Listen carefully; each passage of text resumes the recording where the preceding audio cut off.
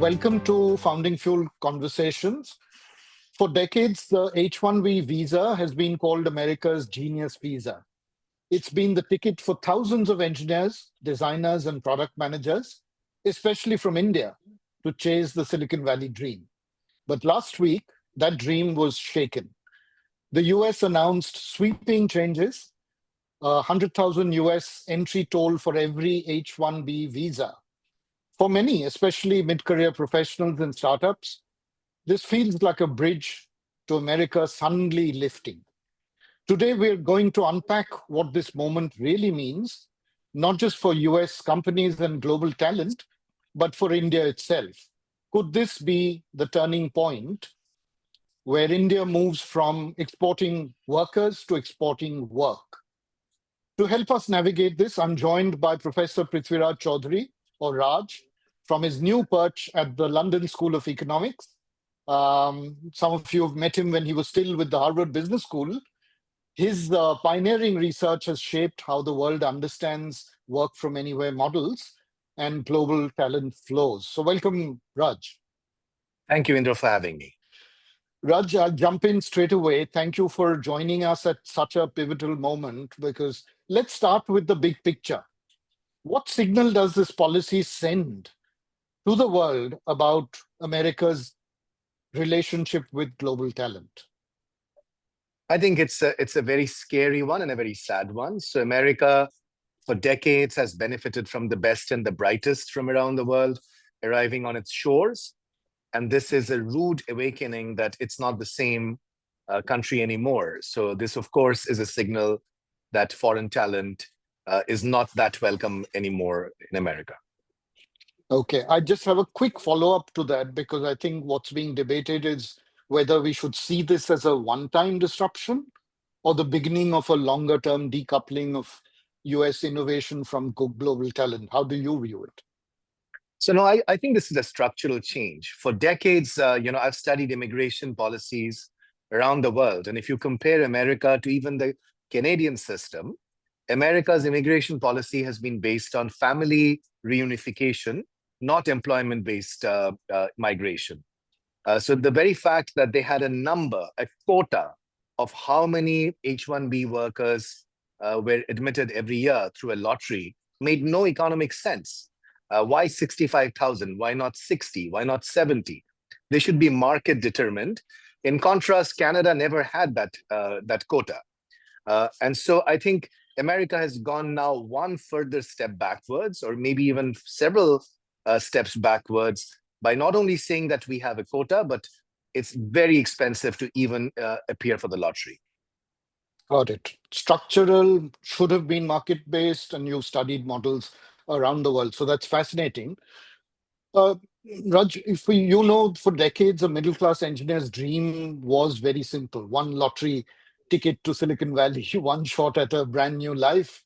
And I was reading, and I shared this with you as well, Kumar Wembu's recent reflection in Medium. And for those who haven't read it, I will share a link which you'll find on this podcast as well. He described his H1B visa in the 1990s as a golden handcuff. It limited his choices, even life decisions like marriage. Eventually, he quit his job in the US, returned to Chennai, and went on to co-create Zoho, now a company with over, I think, 18,000 employees. So my question to you, Raj, is how do you think today's 100,000 US toll could lead? Do you think it could lead to a similar wave of reverse migration where top talent chooses freedom over visa restrictions? Yeah, actually, I think I would give a two-part answer. So Okay. My dissertation actually was based on studying return migration and how the return migration of Srini Kopolu and 14 engineers from Microsoft Redmond to Microsoft India led to the formation of what is now India Development Center in Hyderabad. But return migration is not easy, because for people who have lived in the West for decades, there are many constraints in moving back. It's not just your decision, it becomes a family decision. And in many cases, the partner, the spouse, the children don't want to move back. But I see this as an opportunity for India to hold back it's new graduates. So the people who have not even stepped into foreign shores as of now. So a few years back, with a couple of co-authors, Danny Bahar and Ina Ganguly, we did a study of migration by IIT graduates. And there's a really fun, interesting setting we studied. We studied IT BHU just before it was designated an IIT and just after it was designated an IIT. And what we found is that after being designated an IIT, the migration rates of IT BHU students to the US went up quite significantly. So I think, and we found that the migration rates were even higher for the best students. So I think that has been the story in the 90s, even the early 2000s. And now we have the potential to reverse that and keep our best graduates back in India. But you definitely, based on what you're saying, see that this policy will impact the kind of people who even apply for US visas in the future? So I think the US is going to become a very difficult location because, not too many companies will, and maybe we'll talk about what companies might do, but I don't think there'll be, the order of applications has to come down, especially from American startups and smaller companies. Got it. Now, one thing is that US is not the only destination. Indian graduates have come in large numbers to the UK, where I am right now, to Canada, to Australia. And I think there's now an arbitrage opportunity for all these countries to attract talent, not only from India, but from worldwide. But I also see an opportunity for India to create a domestic startup ecosystem, which is already there, but now add to that and retain the talent which would have gone to the US. Got it. Got it. Thank you for that. We'll move to the next segment, which is about startups at the crossroads. And we've spoken about the personal and the emotional side. Now let's turn to the companies themselves, especially startups, because you had made the point to me when we were chatting earlier that big tech giants like Microsoft or Meta can navigate this through their L1 visas or global subsidiaries, but US startups don't have those resources.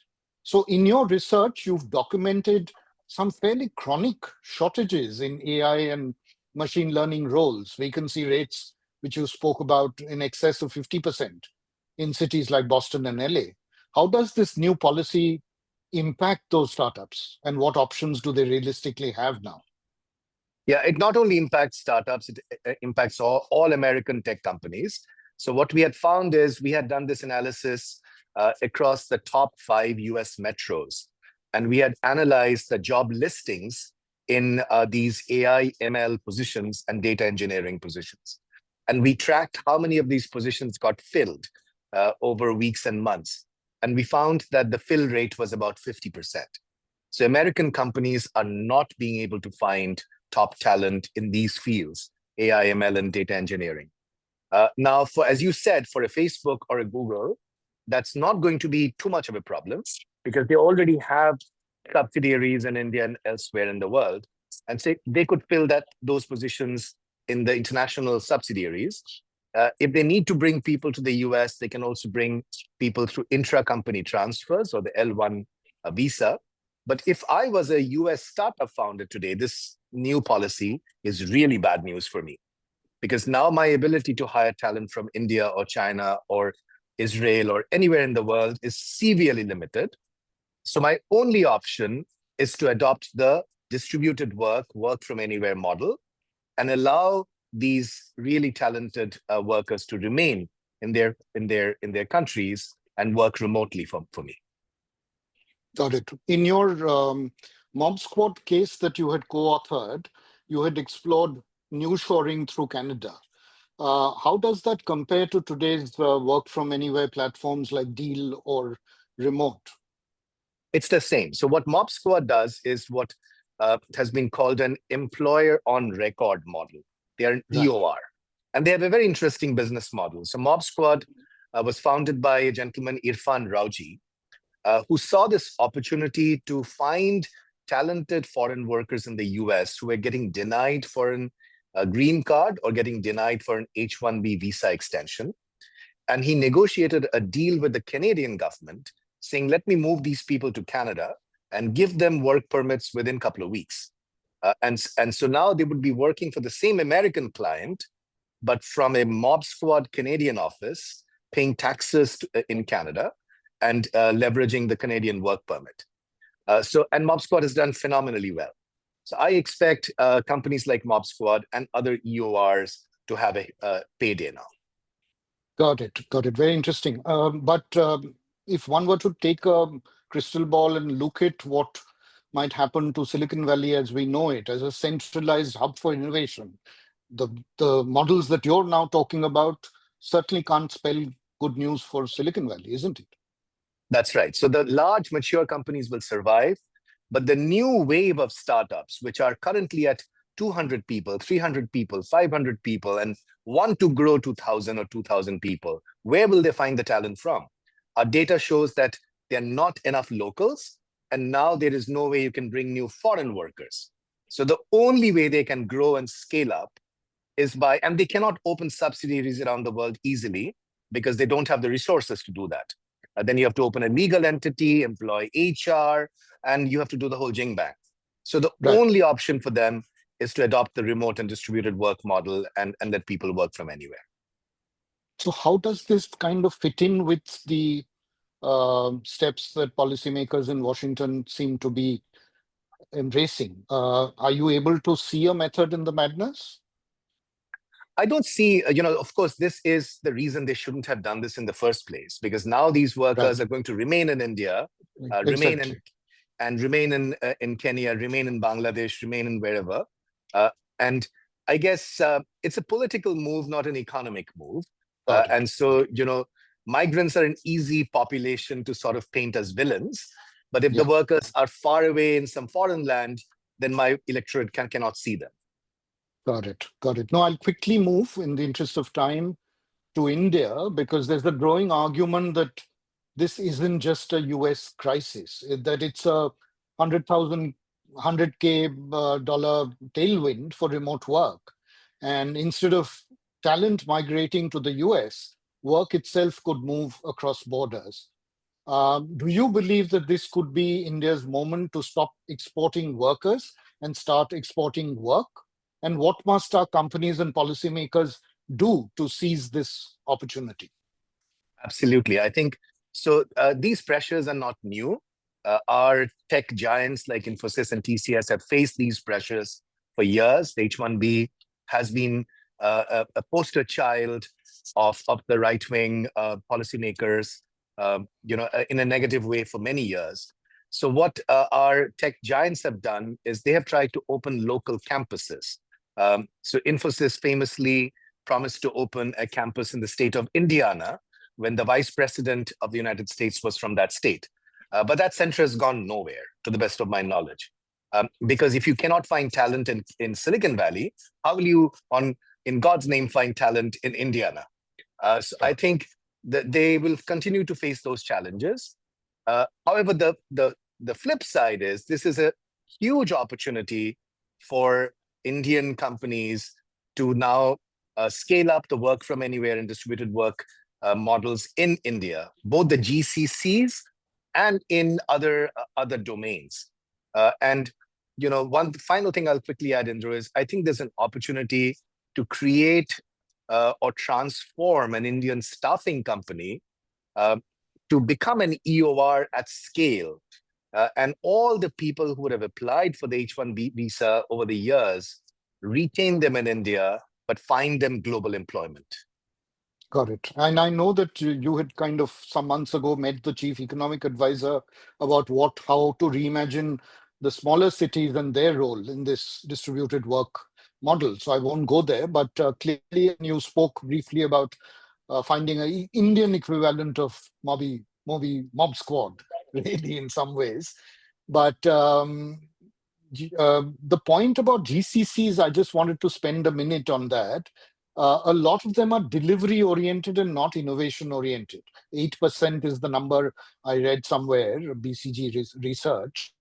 How does one think about where GCCs should focus on? Because it's not just about low cost outsourcing, but about innovation as well, moving up the value chain, as it were.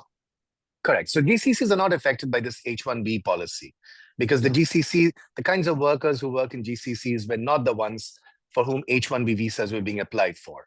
Right. But now the opportunity is that these engineers who were moving to the US on H1Bs, can an Indian or a global employer on record retain them in India, but still find them global employment? And I think it can be a best of all worlds, because if they do so, they can then potentially earn global salaries, work on global innovation projects, but enjoy lower cost of living in a smaller Indian town. And so their real income could be really phenomenally great. But of course, this is the positive way this whole story can go, and the negative way is that India just loses out, and these jobs move instead to Canada or Australia, and our talent keeps migrating to those countries. Got it. Got it. In the interest of time, I mean, I'd like to thank you. It's been an incredibly rich conversation. We started from that whole moment of disruption with the US putting a steep price on global talent. But as we've discussed, there are possibilities. It's not the end of the road. It's opening up while a door shuts, for sure. It's about opening up new worlds of possibilities. For US startups, it's a call to innovate, not just in terms of what they build, but in how they hire and organize work. But in India, it could be a once in a generation opportunity as well to move and become an innovation powerhouse. One final lightning question. If you were to make a bold prediction, Raj, for how the global geography of innovation could look like 12 months from now, what would it be? So I definitely see a decentralized distributed model slowly gaining momentum. And because of these periodic shocks, such as the one we just experienced, get a sort of boost in the arm. And this has been happening for years now. So India should learn from the startup Chile model, where Chile has incubated thousands of startups all over the world. So these entrepreneurs all come to Chile, they go back to their home countries, but maintain ties with Chile. I think India should see this as a moment in time, as you said, to really sort of give a boost to both retaining talent, getting local talent employed by global companies, and then potentially creating startups which can serve the whole world. Terrific. On that note, thank you, Raj, for sharing your insights and research with us. And thanks to all our watchers and listeners who've kind of tuned in to this Founding Fuel conversation series. If you've enjoyed this episode, please share it in your networks and stay connected for more conversations like this on the ideas and forces shaping our world. Thank you. Thank you for being there. Thank you, Indra, for Thanks, having Raj. me. Thank you. Thank you.